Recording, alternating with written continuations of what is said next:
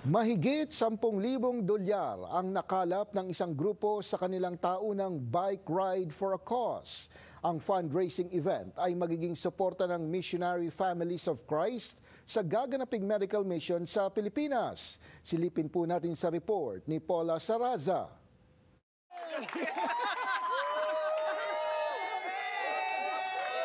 25 hanggang 100 kilometer ang binaybay ng mga bikers sa taunang bike ride na pinangunahan ng Missionary Families of Christ ngayong Sabado. Ang tinakbo niyo po ngayon ay gano'ng kahaba? 100K. Over 100K. I mean, you can't say no to Christ, right? Sa ilalim ng tirik na araw sa Markham, Ontario, natapos ni Melgar Vida ang 100 km route. Pagod man sa kakapadyak, suporta raw ito sa isinasagawang fundraising ng MFC para sa mga nangangailangan sa Pilipinas. It's for a cause. Typically, we're members of the MFC, Missionary Families of Christ.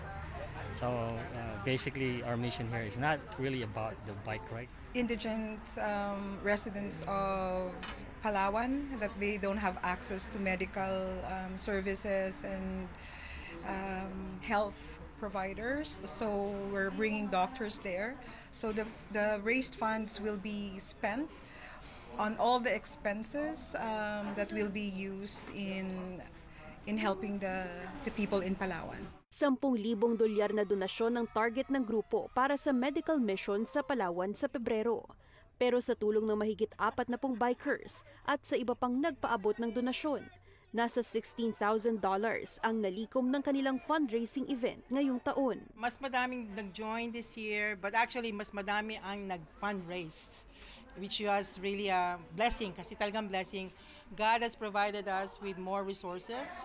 Madami ang nag-support, which is yung kailangan natin para marami tayong matulungan. Yung nga sinabi ko kanina, we only raised last year 11,000, but now we raised about 16,800 actually, to be exact. The first thing that came to mind is give back.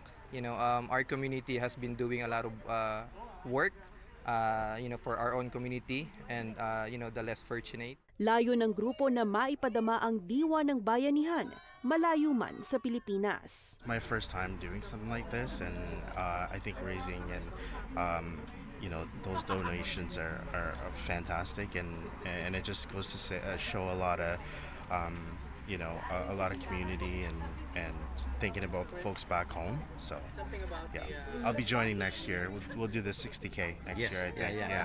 That's the goal next year. Yeah. Ayon sa grupo, hindi kailangang miyembro ng Missionary Families of Christ para sumali sa kanilang taunang bike ride. Para sa mga interesado, bisitahin lang ang kanilang Facebook page, MFC Bike Ride. Paula Saraza, Omni News, Markham.